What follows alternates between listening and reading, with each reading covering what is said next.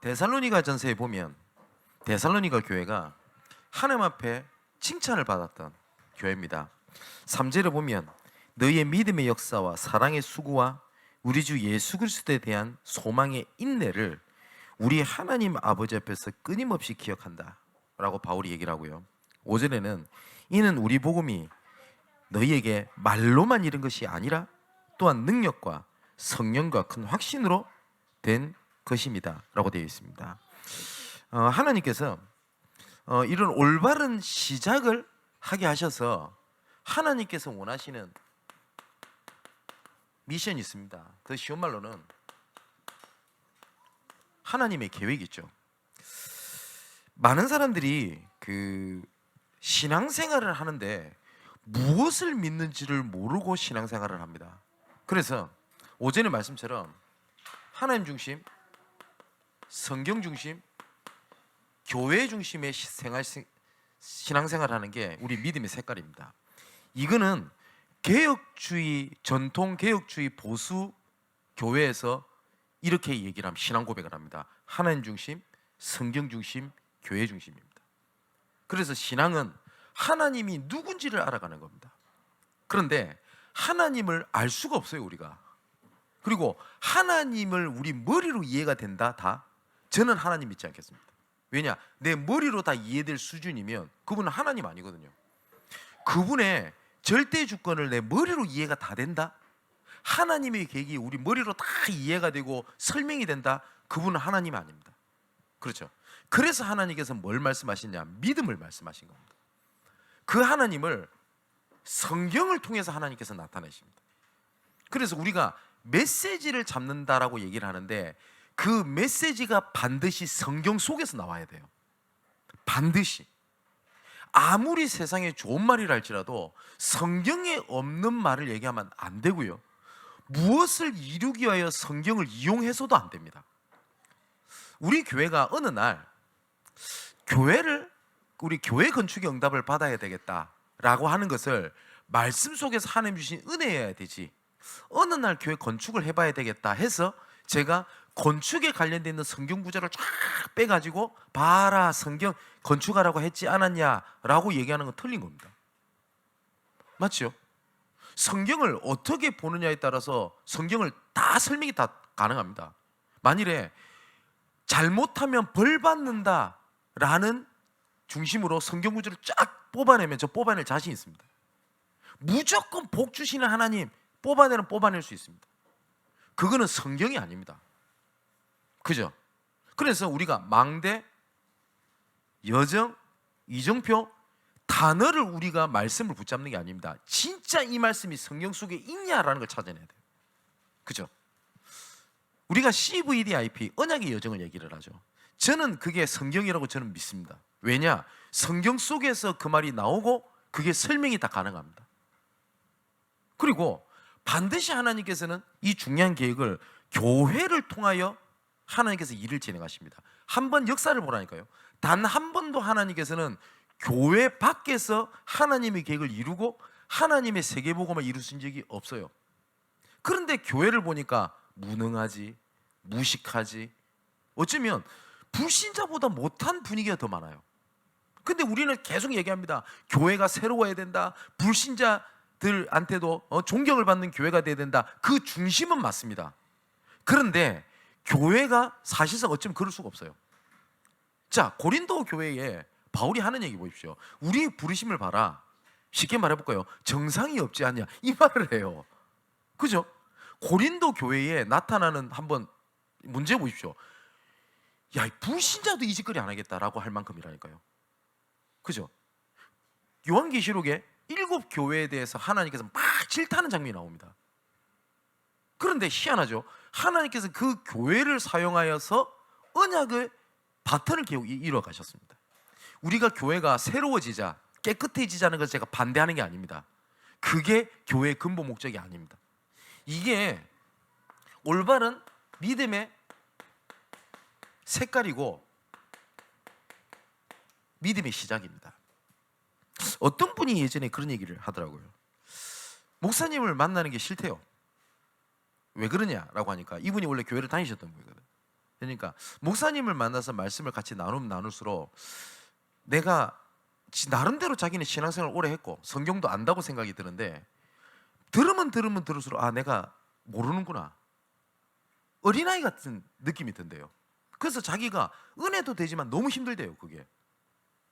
근데 우리가 새롭게 시작을 해야 된다 이러면 이게 굉장히 어쩌면 좀 번거로움이 따를 수 있습니다. 근데 그게 진짜 맞습니다. 아까 앉아서 이렇게 기도하는데 제 친구가 기억이 나요. 이 친구는 필리핀에서 식당을 하고 있는 친구, 이영, 이름이 이영입니다. 이영. 예, 외자인데 이 친구가 공부를 참 못했어요. 근데 나중에 이 친구 고대를 가거든요. 그럼 우리 고대 갔다면 공부 잘했다 싶잖아. 못했어요. 근데 이 친구가 뭔 일이 있는지 뭐가 피를 받았는지 공부를 새롭게 해야 되겠다 이 생각이 들었던 거예요. 그 얘가 조금 괴짜 기질이 좀 있어요. 어떻게 하냐, 고3 됐는데 그럼 거의 대부분 어떻게 포기해버리잖아요. 얘가 어떻게 하냐니까 그 고등학교 1학년 때부터 공부해야 될 거 아닙니까? 올바른 시작하기 위해서 고등학교 1학년 전교 1등 하는 애는 누군지 찾아봐요. 2학년 중에 전교 1등 하는 애가 누군지 찾아봐요. 찾아가지고 어떻게 하냐, 자기 선배니까 요새도 그렇습니까? 선후배 그 우리 때도 굉장히 위기 질서가 있었거든요. 야간 자율학습 시간에 고등학교 1학년 공부 잘하는 애들 데리고 와요. 자기 반 우리 교실에 얘를 앉혀가지고 설명하라는 거예요. 그 다음 시간에는 고등학교 2학년, 그러니까 그 배로 밑에 후배인데 그 이름도 안 까먹어요. 그 보영이라는 애였거든요. 얘 서울대 갔습니다. 그 삼천포에서 서울대 가기 어렵거든요 그거. 근데 얘 붙잡아놓고 공부하고 어이가 없는 거예요. 친구들 봤을 때 저런다가 되나. 근데 얘가 결국은 고대를 가요. 얘 생각이 나요. 시작. 근데 우리가 시작을, 올바른 시작을 해야 되겠다 하는 것이 늦은 거나 늦는 것이 아닙니다.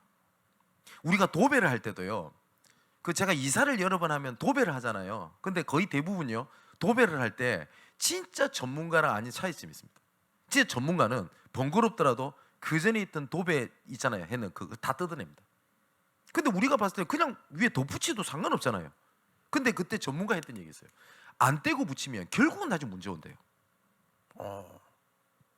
밑에 시작을 올바르게 해야 된다는 거예요. 이유가 있죠. 신앙도 똑같습니다. 목사님, 저는 나름대로 신앙생활을 얼마 했습니다. 어느 정도 있습니다. 그런데 시작이 아니라 중간에서 우리가 뭘 자꾸 좀 안 좋게 표현하면 한탕주의, 그런 거 하시면 안 돼요. 그래서 우리가 나도 모르게 각인돼 있고 뿌리 내려 있고 체질돼 있는 게 있습니다. 이걸 고린도후서 10장 4절에서 6절의 말씀 보니까 하나님을 아는 것에 대적하여 높아진 것, 이것을 경고한, 이게 경고하단 말이에요. 이것을 무너뜨리는 하나님의 능력 말씀하셨습니다. 그러면서 뭐라고 말씀하셨냐, 너희의 순종이, 복종이 온전하게 될 때에 이 견고하게 세워진 이거 무너뜨리려고 내가 준비 중에 있다. 하나님이 딱 순종 복종할 때 무너뜨리려고 하는 딱 스탠바이가 계시는 거예요. 딱 그 때를 기다리고 계시거든요. 너희들이 하는 거 보고 이것을 무너뜨려 줄까 말까 고민하고 있다라고 말씀 안 하시고요, 내가 준비하고 있다라고 말씀하세요. 거의 대부분이 과거를 기준으로 해서 오늘과 내일을 봐요. 그죠? 사람을 판단하는 기준도 그래요. 네가 작년에 여름에 내가 한 일을 내가 알고 있어. 그래서 오늘 미래를 봅니다. 그런데 하나님께서는 새 일을 두고 내가 너희를 준비했다고 말씀하십니다. 하나님이 보는 눈과 우리가 보는 눈이 달라요. 우리는 자꾸 어떻게 하냐, 내 예전에도 그랬고 지금도 그래. 그러니까 그걸 기준으로 뭡니까? 내가 잘 되겠나 이겁니다. 공부 못한 애들 특징, 옛날에도 공부 못했고 지금도 공부 못하니 나는 공부가 안 될 거야. 그죠? 그런 애들 평생 못해요. 그죠? 자, 그렇다면 나의 복음의 하나님 중심, 성경 중심, 교회 중심이라고 하는 것은 오직을 말합니다. 진짜 이것만. 자, 이 오직이라는 것은 딱 세 가지입니다. 첫 번째, 제한적 집중입니다. 내가 진짜 아무것도 할 게 없잖아요. 할 수 있는 게 없잖아요. 오직 주만 바라보는 겁니다. 주만. 아니 목사님 해야 될 게 많은데요, 아무것도 할 수 있는 게 없으면 그때 그 시간표다. 제한적 집중. 그러면 하나님이 보게 하시는 게 있습니다. 문을 여시는 게 있습니다. 그게 오직 하는 겁니다. 이걸 보고 선택적 집중이라고 합니다. 그러면 모든 것 속에서 하나님의 은혜가 넘치게 됩니다. 이걸 보고 원네스 집중이라고 얘기를 하죠. 자, 우리가 올 한 해 전체를 살리는 언약 속에 나, 교회, 내 삶의 현장을 하나님께서 예비하셨다. 이게 올해의 언약입니다. 내가 하나님 나를 부르신 것처럼 보이지만 나를 향한 전체를 살리는 언약이 있어요. 그걸 보고 미션이라고 얘기를 합니다. 아브라함이 이 말을 못 알아들었어요. 하나님께서 뭐라고 말씀하시죠? 너를 통해서 만방이 복을 얻게 하겠다. 너에게 복의 근원으로 삼게 하겠다. 그게 하나님의 믿음의 시작입니다. 근데 아브라함이 이 말을 못 알아들어요. 못 알아듣고 뭐 중심으로 오냐? 환경 중심으로 쳐다봐요. 처음에는 믿음 갖고 갑니다. 점점 기근이 들어가지고 가나안 쪽으로 안 가고 어디를 가게 되죠? 애굽으로 떡 내려갑니다. 온갖 고생을 다 합니다. 그죠? 하나님께서는 야곱을 태중에 불렀다고 되어 있습니다. 그래서 로마서 9장에 보면 하나님께서 왜 에서를 선택 안 하시고 야곱을 선택하셨냐 할 때 그건 하나님의 주권입니다. 근데 야곱은 태어날 때부터 태중에서 하나님의 언약을 알고 들었단 말이에요. 근데 그거를 못 기다려요. 그래서 어떻게 하죠? 에서 형의 장자권을 사기를 쳐서 빼앗죠. 그러니까 왜 하나님께서 나를 불렀는지를 몰라요. 요셉도 마찬가지입니다. 요셉이 나중에 이 말을 알아듣는 게 나와 우리 가정을 먼저 보내서 애굽 살리는 전체 언약 속에 하나님은 나를 불렀고 가정을 불렀고 내 지나가던 모든 삶이 있었구나. 나중에 모세가 이 말을 알아듣습니다. 그죠? 근데 이것이 하나님께서 우리 교회만 주신 게 아닙니다. 이 복음이라고 하는 흐름이 전부 다 이 속에 다 있습니다. 하나님께서 창세기 3장에 근본 문제가 생기자마자 창세기 3장 15절 이 언약을 붙잡은 모든 자는 산다. 그러면 아담과 하와가 내가 하나님을 떠나서 범죄해서 문제가 일어났으니까 이 문제 해결을 받아야 된다라고 하는 언약으로 잡았습니까? 아니면 이 언약을 후대에 전달하기 위한 미션으로 잡은 겁니까? 그걸 잡은 거잖아요. 그죠? 근데 이 언약을 또 놓쳐버려요. 그래서 하나님께서 창세기 6장 14절에 노아를 부른 겁니다. 분명히 노아를 부를 때 말씀하십니다. 방주를 짓되 너를 위하여, 그 다음에 너희 가족을 위하여, 모든 생명을 보존하기 위하여 방주를 지어라, 이렇게 말씀하셨어요. 하나님께서는 항상 전체를 살리는 언약 속에 나를 부르셨어요. 바벨탑 시대가 오게 된 겁니다. 그때 하나님께서 아까 말씀드렸던 것처럼 아브라함을 부른 겁니다. 너를 통하여 만민이 복을 얻도록 하겠다. 아브라함, 이삭, 야곱, 요셉, 이걸 사족 4명의 족장 시대라고 하는데, 이 족장 시대를 넘어가자 어떤 일이 일어나게 되냐? 언약을 잃어버리게 돼요. 언약을. 그래서 창세기 출애굽 1장에 보니까 뭐라고 돼 있냐? 요셉을 알지 못하는 왕이 섰음에라고 돼 있습니다. 근데 처음에 애굽에 들어갔을 때에 요셉과 요셉 가정의 영향력은 엄청났습니다. 그죠? 근데 요셉을 알지 못하는 왕이 섰다는 말은 언약 전달이 실패하게 된 거죠. 그죠? 그래서 하나님께서 모세를 부른 겁니다. 그때 모세를 불렀을 때 출애굽기 3장 18절에 20절의 말씀 보니까 모세를 불렀지만 모세를 불러서 전체 이스라엘 백성들을 출애굽하기 위한 하나님의 계획을 가지고 불렀습니다. 그죠? 속국 시대에는 절대로 배임을 당하여도 무너지지 않는 구루터기가 있다.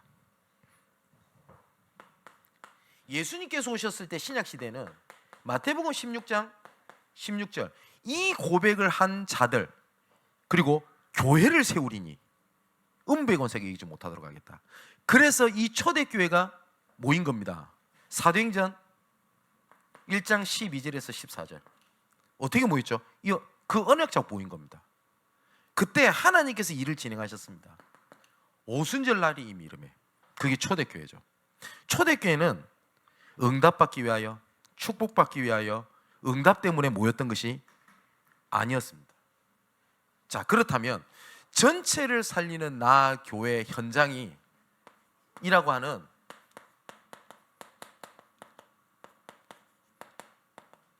말씀은 하나님께 지금도 성취하고 계시거든요. 지금도. 단지 이것을 우리가 못 보고 있는 겁니다. 왜냐? 다른 거에 방향이 있기 때문에. 자녀가 우리 부모님이 내 원하는 대로 안 해줘. 내가 부모님을 바라보는 눈은 뭐 해주세요 해주세요 해주는 부모님이라. 근데 그걸 안 해주잖아요. 그럼 자녀들이 어떻게 생각하는지 압니까? 우리 부모님은 나한테 해주는 게 아무것도 없어.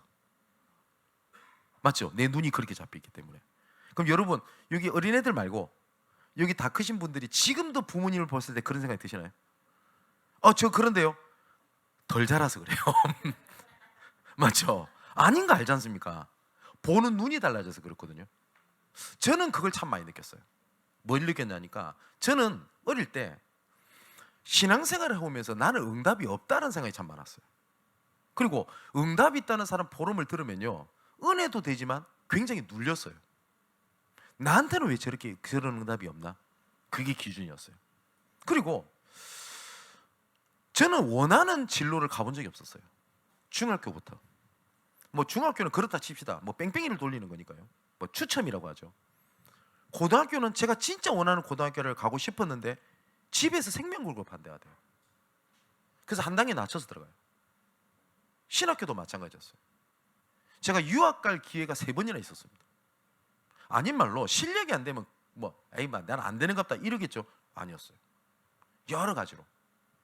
대학원 갈 때도 마찬가지였습니다. 근데 지금 가만히 돌이켜 보니까 하나님께서는 복음 전할 전도자로 세우실 계획을 가지고 하나님께서 막으신 게 응답 중에 응답이었어요. 아, 그렇구나. 근데 이런 보는 눈이 없으니까 어떻게 됩니까? 나하고는 안 맞는 거예요. 자, 그렇다면 하나님께서는 지금도 말씀을 주고 계시는데 바울의 고백을 한번 보겠습니다. 바울이 로마서 1장 1절에서 2절의 말씀 보니까 뭐라고 얘기를 하냐? 하나님의 복음을 위하여 택정함을 입은 나 바울은 뭐라고 얘기를 하죠? 하나님의 복음을 얘기합니다. 나중에 로마서 말미에는 뭐라고 얘기합니까? 나의 복음은 이렇게 얘기를 합니다. 하나님께 주신 말씀이 뭐요? 내 것이 된 겁니다. 이 속에 있으면 기도 제목을 내가 잡는 게 아닙니다. 기도 제목이 나옵니다. 여기에 조금만 내가 작은 실천을 하게 되잖아요. 그러면 이게 내가 알지 못한 하나님의 응답으로 오게 됩니다. 아까 제가 사역자 모임 때 조금 말씀을 좀 드렸었는데 저랑 전도 캠프를 본부에서 같이 사역을 했던 윤경아라고 하는 그 행정 간사죠. 우리 선교사로 부르는데 이 친구가 있어요. 근데 하여튼 답답해요. 제가 욕하려고 이 얘기를 하는 거 아닙니다. 처음에 캠프팀에 딱 들어가가지고 오죽했으면 약간 비꼬는 말로 농담을 하는 겁니다. 전도 캠프 사역을 할 때 조심해야 될 게 뭐냐라고 물어보면 우선은 그분을 조심해라 라고 할 만큼. 그러니까 현장이 안 통하니까 계속 부딪힌단 말이에요. 어느 날입니다. 우리 사무실에 건너편을 딱 보면 어디냐면 저 강수구 등촌동. 거기 보니까 간판에 뭐가 있냐? 대한항공 이리 써 있단 말이에요. 그래서 이 생각이 들었던 거예요.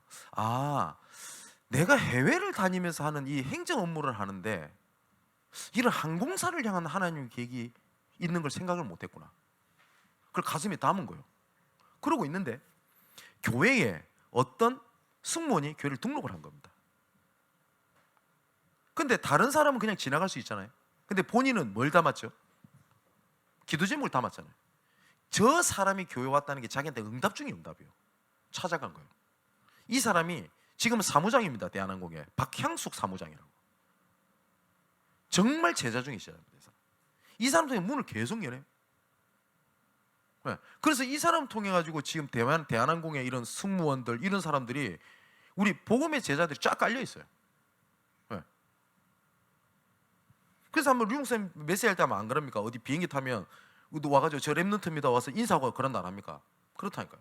그거 뜻하는 정했는데 여러분 기도 제목은 내가 잡는 게 아닙니다. 정확하게는 하나님이 주십니다. 그죠? 제가 또 간증을 한번 들었지 않습니까? 아무것도 모르고 힘도 없고 내용도 없고 그런 신학생일 때 그때가 언제냐? 연구원 3학년 초 아무 응답도 없어요. 어느 날 말씀을 듣다가 그래 아무도 안 가는 현장에 하나님의 계획이 있지 않겠나. 그래서 저쪽에 서울 강서구 명일동에 삼익 아파트라고 있습니다. 지금도 있어요. 뭐 그때 당시에는 고급 아파트였어요. 저기를 복음 전하러 가야 되겠다 그런 생각이 했어요. 근데 할 수 있는 게 아무것도 없어요. 근데 내가 뭘 할 수 있을까? 요 실전상을 찾아봤거든요. 없어요. 할 수 있는 거 그냥 가 있는 건 할 수 있겠더라고요. 네, 가 있는 건 뭐 제가 메시지를 잘합니까? 아니면 뭐 능력이 있습니까? 뭐 아무것도 할 게 없어요. 아닌 말로 뭡니까 뭐 마술소를 해가지고 사람을 모을 수 있는 이런 기능도 없지. 있으면 하겠는데 아무것도 없는데요. 그래서 뭐 했냐? 간 거예요 그냥. 그러니까 월요일 날 교회 스케줄이 오후 3시 뭐 4시 전에 일이 마치거든요. 그거 가서 앉아 있는 겁니다 그냥. 그럼 가서 뭐 했냐? 그냥 앉아 있었어요. 그냥 약속만 딱 붙잡고. 그렇게 한 6개월 지났나? 그래가지고 어떤 아줌마를 만났는데 그분 권사님이시더만요. 우리 알아보니까 양시영. 그래가지고 이분을 통해 가지고 그 뭡니까 MCM 거기 이사 와이프를 만났어요. 송정순 씨. 이분 장로죠 지금. 그래가지고 하나님께서 그쪽에 기업인들 문을 여시면서 이게 성경에서 말하는 다락방이구나. 이게 팀사이구나 라고 하는 5가지 기초를 그때 봤어요. 하나님은 말씀을 주시고 그 말씀을 반드시 성취시키십니다. 그래서 아모스 3장 7절에 여호와께서는 자기 종 선지자들에게 말씀을 주시지 않고서는 결코 이를 행하심이 없느니라. 근데 저는 이 고민이 들었어요. 뭐냐? 내 현실과 내 상황과 말씀이 안 맞는 거예요. 안 맞더라고요. 여러분 저 그럴 때 없던가? 저는 진짜 그럴 때 많았어요. 초대교회가 그랬더라고요. 초대교회는 지금 자기 물건이라고 강조도 못하고 주장도 못하고 모여가지고 뭐 했죠? 그냥 뭐 공산주의처럼 지냈다고요. 그런데 하나님 그 현장을 두고 뭐라 하는지 압니까? 땅끝까지 가라는데 말이 됩니까? 마태복음 16장에 뭐라고 나오죠? 아닌 말로 믿음 좋은 사람만 모아도 알아듣기 힘든 얘기를 하십니다. 그죠? 뭐라고 얘기하십니까? 모든 족속으로 가라. 그런데 마태복음 28장 14절에서 말씀 보니까 뭐라고 되어 있다고요? 오히려 의심하는 자도 있더라. 그럼 예수님 몰랐을까요? 의심하지, 연약하지, 부족하지. 그런데 하나님은 뭐라고 하냐? 모든 만민의 민족에게 가라. 마가복음 16장에는 모든 만민에게 가라. 그죠? 그리고 예수님 뒤통수 때리고 배신 때렸던 베드로에게는 내 어린 양을 먹이라, 내 어린 양을 치라. 그렇지 않습니까? 저도 이럴 때 많은 거예요. 내 현실과 말씀이 부딪히는 겁니다. 아니 세계복음화를 얘기하는데 내가 무슨 세계복음화를? 내 옆 동네도 안 되는데. 그러면서 그 뭡니까? 머리로 이해되는데 눌리는 얘기했어요. 수신제가 치고 평천하. 그래서 뭐라 하니까 네가 먼저 복음돼야 돼. 그래서 가정 살리고. 그런데 우리 가정은 예수 믿지 않는 사람 더 많은데요. 그래서 아직 나는 전도할 사람이 아닌갑다. 저는 이렇게 생각했다니까요. 그죠? 근데 성경에는 뭐라고요? 처음부터 전체를 살리는 언약 속에 나교회 현장. 그죠? 이럴 때 현실과 말씀이 부딪힐 때 하나님은 뭘 기다리는지 아십니까? 요거 붙잡기 기다리세요. 지난주 말씀처럼 자원할 때 내가 문 밖에 서서 문을 두드리노니 누구든지 문을 열면 내가 그로 들어가 내가 그로 들어가 그와 더불어 먹고 그는 나와 더불어 먹으리라. 그래서 아까 고린도후서 10장 4절에 6절에 하나님을 아는 것에 대적하여 높아진 그거 내가 무너뜨리려고 준비 중에 있어. 내가 너희 복종이 온전하게 될 때에.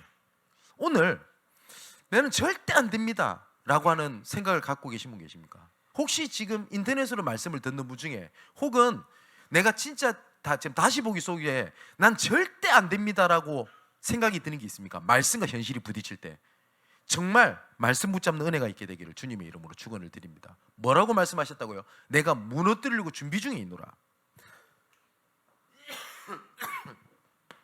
자, 아까 말씀드렸던 것처럼 올바른 기도 제목을 하나님이 주십니다. 말씀 속에서. 자, 예수님께서 약속하신 겁니다. 갈보리산 위에서 예수님께서 뭐라고 말씀하셨냐? 내가 다 이루었다. 연복 19장 40절에 내가 모든 것을 다 이루었다. 그리고 감람산에서 예수님께서 말씀하셨습니다. 하나님의 나라 일을 말씀하셨다. 그죠? 하나님의 나라를 말씀 안 하셨고, 제가 성경 가만히 보니까 하나님의 나라 일을 말씀하셨다라고 되어 있습니다. 그럼 분명히 예수님께서 저는 그렇게 말하셨을 거라고 봅니다. 예루살렘 멸망, 고난, 어려움. 그런데 분명히 걱정하지 말 것은 그것이 걸림돌이 되지 아니할 거다. 그러시면서 예수님께서 1장 8절에 뭘 말씀하시죠? 오직 성령이 너에게 임하시면 너희가 권능을 받고 뭐요? 증인되라. 이 언약을 가지고 이 초대교회가 마가다락방에 모인 겁니다. 자, 이 시작이 어떻게 됩니까? 땅끝까지 이르러 내 증인이 되리라 하시니라. 그 말씀을 이루셔가지고 땅끝 정도가 아닙니다. 우리에게까지 이 자리에. 또한 하나님께서 이 언약이 영원토록 이루게 될 것입니다. 자, 그러면 한번 올바른 생각을 한번 해보세요. 뭐냐니까 현실이 아니라 하나님 이 가운데 하나님께서 나에게 주시는 미션이 뭔가, 내가 중직자로서 해야 될 미션이 뭔가, 이건 일을 하라는 말이 아닙니다. 그죠? 그러면 내가 지금 처한 상황에서 할 수 있는 것이 뭔가를 찾는 겁니다. 저는 교역자다 보니까 가장 고민했던 것이 뭐냐면 전 전도였습니다. 전도를 하고 싶은데 할 수 있는 게 없어요. 누구는 굉장히 뭡니까? 정리도 잘하고 말을 잘하시는 분이 많더라고요. 저는 겸손이 아니라 한 번씩 제 동기나 이런 목사님들 보면 부러울 때가 솔직히 많습니다. 왜냐니까 저는 설교를 잘하는 목사가 아니에요. 우선은 목사가 설교를 잘해야 뭐 아닌 말로 반은 먹고 들어갈 건데, 저는 우선 그렇지가 않아요. 발음 안 되지, 사투리 튀기 쓰지, 그리고 표현이나 굉장히 고상합니까? 표현도 굉장히 저질스럽지. 그렇단 말이에요. 그리고 제가 아까 말했던 능력이 있거나 인격적으로 해서 사람을 모을 수 있는 뭐가 없어요. 소심하지. 그래서 제가 했던 게 하나 있었습니다. 뭐였냐니까 이거는 할 수 있겠더라고요. 뭘 할 수 있겠냐? 현장에서 필요하다면 무조건 가고 상대방이 제발 좀 오지 마세요 라고 빌 때까지는 갈 수 있겠더라고요. 비는데 계속 가면 그 스토커입니다. 그건 범죄거든요. 그러면 안 되고, 그때까지는 가요. 제가 그래서 저분이 아이고 목사님 안 왔으면 좋겠습니다 라고 얘기를 하거나 그럴 수밖에 없는 상황이 아닌데, 아유 저 사람은 좀 아닌갑다 싶어서 안 가고 그런 법은 없어요. 그거 제가 할 수 있는 작은 거 아닙니까? 그죠? 거기서 주신 하나님 은혜가 굉장히 큽니다. 그래서 제가 어느 지역에서는 지교를 10몇 년 동안, 그죠? 어떤 데는 몇 년 동안 그렇게 들어가게 된 겁니다. 자, 그렇다면 마지막, 청년의 때에 어떻게 하겠냐? 성경 구절을 좀 적어드리겠습니다. 시편 119편 9절에서 16절에 보니까 다윗의 고백인데 이렇게 얘기를 하고 있습니다. 청년이 무엇으로 그 행실을 깨끗하게 하리이까? 청년의 시대 때 어떻게 해야 됩니까? 라는 답을 얘기합니다. 9절에. 그죠? 주의 말씀만 지킬 따름입니다. 청년의 때에 여러분이 지금에 해야 될 신앙의 색깔이 영원히 갑니다. 그리고 여러분의 신앙의 색깔이 나중에 여러분의 미래를 결정을 짓고요, 여러분의 후대를 결정을 짓습니다. 생각 외로요, 정말 나름대로 신앙생활을 열심히 하는 분의 자녀들이 무너지는 경우 되게 많습니다. 정말 많이 봅니다. 너무 이상하지 않습니까? 그러면 저분이 어쩌면 신앙의 색깔이 열심으로 있을지도 모릅니다. 그렇게 되면 어떡합니까? 그래서 청년의 때에 그 행실을 어떻게 깨끗하게 하겠습니까? 할 때 뭐요? 말씀만 따름이니이다 라고 다윗의 고백입니다. 자, 또 10절에 이렇게 얘기합니다. 내가 전심으로 주를 찾았사오니 주의 계명에서 떠나지 말게 하옵소서. 주의 계명을 전심으로 찾았다라고 얘기를 하죠. 그러면 다윗은 뭘 얘기한 겁니까? 말씀의 자리, 말씀의 흐름을 절대 떠나지 않았어요. 다윗은 실수했습니까? 예, 실수했습니다. 범죄했습니까? 예, 범죄했습니다. 단 하나님의 언약의 자리, 말씀의 자리, 말씀의 흐름을 떠나지 않았어요. 그런데 우리도 실수하고 우리도 범죄할 때가 있습니다. 근데 다윗과 우리 차이가 뭔지 아세요? 다윗은 더 대단하고 우리는 덜 대단한 겁니까? 아니요.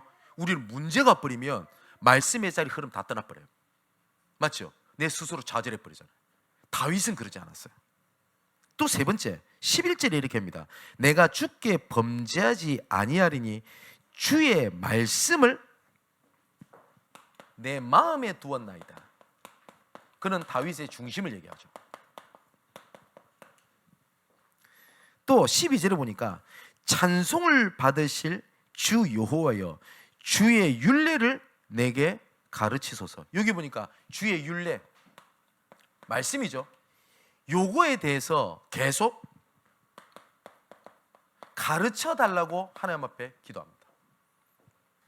그게 다윗의 기도였습니다. 13절에 주의 입의 모든 규례들을 나의 입술로 선포했으며 내가 모든 재물을 즐거운 같이 주의 증거의 도를 즐거워했다. 여기 보니까 다윗은 하나님의 말씀을 누린 것을 얘기하고요, 증거했다는 말은 같이 포럼 나눴다는 거죠.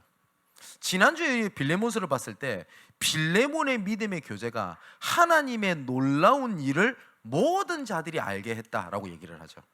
자, 보세요.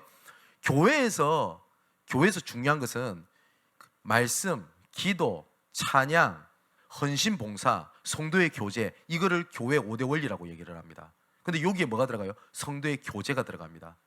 근데 우리가 그냥 말씀 듣고 은혜 받았다, 예, 좋습니다. 그것도. 그런데 성도들끼리의 포럼이 없으면요, 하나님께서 말씀을 어떻게 이루어 가시는지를 모릅니다. 몰라요. 그런데 빌레몬의 포럼이 바울이 했던 고백입니다. 하나님께서 놀라운 일을 진행하고 계시는 것을 모든 자들이 알게 됐다라고 얘기를 합니다. 그게 포럼의 능력입니다.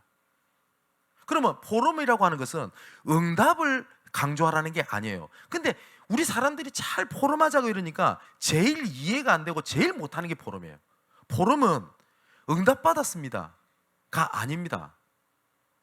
하나님께 내가 하나님 앞에 섰을 때 내가 실패했던 거 얘기하는 것도 포럼입니다. 무슨 말인지 이해되시죠? 또 15절에 이렇게 되어 있습니다. 내가 주의 목도들을 작은 소리로 읊조리며 주의 길들에 주의했다라고 되어 있거든요. 이거는 말씀에 대한 묵상이죠. 읊조리다는 말이 무슨 말이죠? 읊조리다라는 말이 그 뜻을 음미하면서 작은 목소리를 내다 이런 말이거든요. 그 뭐죠? 그 사전적인 의미는. 그러니까 다윗은 계속 여호와의 말씀을 작은 소리로 읊조리고 그 주의 길들에 주의했다라고 되어 있어요. 그러면 그 기준이 뭐예요? 말씀이었다고요. 그리고 16절에 이렇게 됐습니다. 주의 율례들을 즐거워하며 주의 말씀을 잊지 아니하리이다. 그러면은 이거를 결과로 말하면 하나님께서 다윗을 통하여 영원한 작품을 남기셨습니다. 그럼 우리 청년들이 조금 잡아야 될 게 있어요. 청년의 때에 어떠한 신학, 어떠한 믿음의 색깔을 가지냐, 굉장히 중요합니다.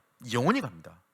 많은 사람들이 아까 말씀드렸듯이 성경 중, 하나님 중심, 성경 중심, 교회 중심은 제가 썼던 단어가 아니라 모든 개혁주의에서 우리의 신앙은 이겁니다 라고 할 때 이 고백을 합니다.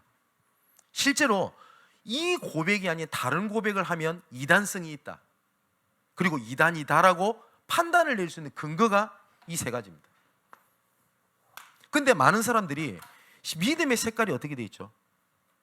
이걸 점검해야 돼요. 많은 사람들이 신앙의 색깔이 뭘 이룬다라고 돼 있는 게 많습니다. 그건 미안하지만 종교생활입니다. 제가 한번 말씀 안 드렸어요? 요새 뜨는 스님이 한 분 계시대요. 법륜 스님이라고. 맞죠? 이분도 말씀도 잘하시고 이러대요. 제가 알아보니까 이분 법회인가? 이 참여하는데 돈 꽤들 돼요. 근데 그 많은 돈을 주고 그 많은 사람들이 가서 해요. 그분이 했던 말에 그 뭡니까, 이런 그 유튜브에 뜨더라고요. 제가 우연찮게 이렇게 알고리즘이 떠가지고 봤는데 제가 깜짝 놀랐어요. 어떤 사람이 이렇게 묻습니다. 저는 부처님한테 응답해달라고 뭐 108배도 하고 뭐도 하고 뭐도 하고 뭐도 하고 뭐도 했는데 부처님이 나한테 응답을 안 하시는 것 같습니다. 스님 왜 그럴까요? 근데 이 스님 뭐라고 대답하는지 아세요? 이분이 뭐라고 되냐면은 그렇게 기도하는 것을 기도라고 하지 않습니다. 그거는 기복입니다. 제가 그 말 듣고 깜짝 놀랐어요. 근데 우리가 그거를 기도인 줄 알고 하잖아요. 왜 나한테 응답 안 하십니까? 여러분, 저는 스님이 했던 얘기라는 걸 딱 빼고요, 요만큼 얘기하면 목회자가 얘기했을 때도 말이 돼요. 맞죠? 그걸 보고 기복주의라고 얘기를 해요. 율법주의는 뭔지 아십니까? 모든 것이 내 행함 중심으로 돼 있어요. 내가 이렇게 했더니 하나님 복을 내리시고, 이렇게 했더니 내가 벌을 받고. 물론 그게 틀렸다라고 말한 게 아닙니다. 그게 신앙의 기준 색깔이 아니지 않습니까? 그죠? 로마서 9장에 하나님께서 우리를 택하심은 분명히 말씀하셨습니다. 행위에 있지 아니하고 뭐요? 하나님의 뜻에 있다. 왜 하나님께서 나를 전도자로 부르셨을까요? 우리 사랑하는 성도 여러분, 우리 장로님 여러분, 왜 하나님께서 여러분들을 그 복음의 사람으로 불렀을까요? 이뻐서요? 아니잖아요. 그죠? 딱 한 가지입니다. 너희 행위대로 하심이 아니요, 하나님의 뜻대로 하심이라. 하나님 주권입니다. 이것을 알리기 위해서 하나님께서 지금도 말씀하고 계십니다. 그게 성경입니다. 그 모인 사람들의 하나님의 공동체를 보고 교회라고 합니다. 정말 우리 청년의 때에 올바른 신앙의 색깔을 정말 가지고, 지난주에 얘기했듯이 우리 청년들이 렘넌트 시대를 이끌 수 있고 중직자 시대를 이끌 수 있는 딱 중간 다리 역할을 할 수 있는 게 청년이에요. 반대로 말하면 여러분 시대 이걸 놓쳐버리면 렘넌트 시대도 열지 못하고 중직자 시대는 끝난다는 말이에요. 진짜 청년들 가슴에 담아야 돼요. 그리고 청년 예배 문화 만들고 청년의 영적인 문화를 만드세요. 정말 기도하고 있습니다. 기도하겠습니다. 아버지 하나님께 감사함을 드립니다.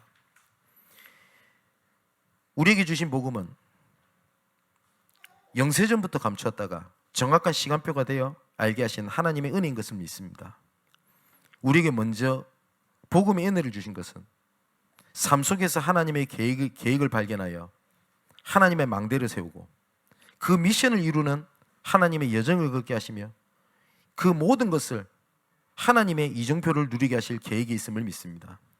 전체를 살리는 여정 속에 나아교회 현장의 모든 것을 예배하신 하나님, 특히 청년의 때에 말씀이 모든 것이 기준이 되어 새벽이슬 같은 주의 청년들이나 현장 곳곳을 누비는 전도제자 응답을 누리게 하여 주옵소서. 이 모든 말씀을 그리스도가 되시는 예수님의 이름으로 기도합니다. 아멘.